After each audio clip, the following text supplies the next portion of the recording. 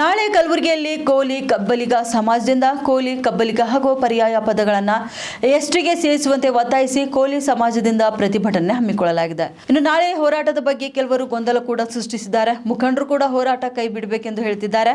ನಾವು ಯಾವುದೇ ಕಾರಣಕ್ಕೂ ಪ್ರತಿಭಟನೆ ನಿಲ್ಲಿಸುವುದಿಲ್ಲ. ನಾಳೆ ಕಲಬುರಗಿಯಲ್ಲಿ ಹೋರಾಟ ನಡೆಸಲಾಗುತ್ತದೆ.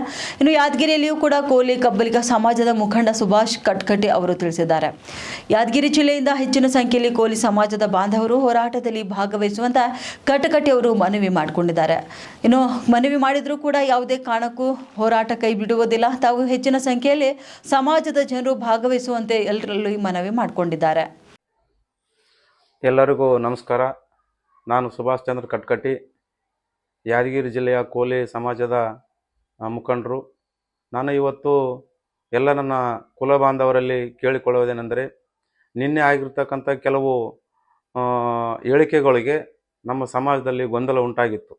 ಕಾರಣ ಏನಂತಂದರೆ, ದಿನಾಂಕ 29 ನಾಳೆನೇ ಬೆಳಗ್ಗೆ ಸೋಮವಾರ ಕಲಬುರಗಿ ನಗರದಲ್ಲಿ 11 ಗಂಟೆಗೆ ಪ್ರತಿಭಟನೆಯನ್ನು ಹಮ್ಮಿಕೊಂಡಿತ್ತು.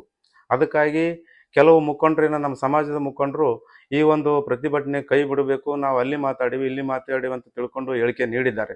ಅದಕ್ಕಾಗಿ ಗೊಂದಲ ಸೃಷ್ಟಿಯಾಗಿದೆ. ಇವತ್ತು ಏನಾದಪ್ಪ ಅಂತಂದರೆ, ನಾವು ಯಾವುದೇ ಕಾರಣಕ್ಕೆ ಈ ಒಂದು ಪ್ರತಿಭಟನೆ ಹೋರಾಟವನ್ನು ನಿಲ್ಲಿಸಲ್ಲ. ಯಾಕಂದರೆ ನಮ್ಮ ಶಿವಕುಮಾರ್ ನಟೇಕರ್ ಅವರು ನಮ್ಮ ಯಾದಗಿರಿ ಜಿಲ್ಲೆಗೆ ಬಂದಾಗ ಪೂರ್ವಭಾವಿ ಸಭೆ ಮಾಡಿದರು. ನಮ್ಮ ಒಂದೇ ಯಾದಗಿರಿಯಲ್ಲಿ ಅಲ್ಲ, ಎಲ್ಲ ತಾಲೂಕುಗಳಲ್ಲಿ ಪೂರ್ವಭಾವಿ ಸಭೆ ಮಾಡಿ ಎಲ್ಲ ಮುಖಂಡರ ಜೊತೆ ನಿರ್ಣಯ ಮಾಡಿ ಒಂದು ಹೋರಾಟ ಹಮ್ಮಿಕೊಂಡಿದ್ದಾರೆ. ಹಾಗಾಗಿ ಈ ಹೋರಾಟ ನಿಲ್ಲಿಸ್ಲಿಕ್ಕೆ ಕಾರಣ ಇಲ್ಲ. ಅದಕ್ಕಾಗಿ ತಾವು ನಮ್ಮ ಯಾದಗಿರಿ ಜಿಲ್ಲೆಯಿಂದ ಹೆಚ್ಚಿನ ಸಂಖ್ಯೆಯಲ್ಲಿ ನಮ್ಮ ಸಮಾಜದ ಯುವಕರು, ಮುಖಂಡರು, ಹಿರಿಯರು ಎಲ್ಲರೂ ಹೆಚ್ಚಿನ ಸಂಖ್ಯೆಯಲ್ಲಿ ಭಾಗವಹಿಸಿ ಈ ಒಂದು ಹೋರಾಟವನ್ನು ಯಶಸ್ವಿಗೊಳಿಸಬೇಕಂತೂ ತಮ್ಮೆಲ್ಲರಲ್ಲಿ ಕಳಕಳಿಯಿಂದ ಮನವಿ ಮಾಡಿಕೊಳ್ತೀನಿ. ಒಂದೇನಾದಂತಂದರೆ, ಯಾಕಂದರೆ ದಾರಿ ತಪ್ಪಿಸುವ ಕೆಲಸ ಆಗಬಾರ್ದು. ತಾವು ಹಿರಿಯರಿದ್ದೀರಿ. ಯಾಕಂದರೆ ಶಿವಕುಮಾರ್ ನಟೇಕರ್ ಅವರು ಸಣ್ಣ ವಯಸ್ಸಿನಲ್ಲಿ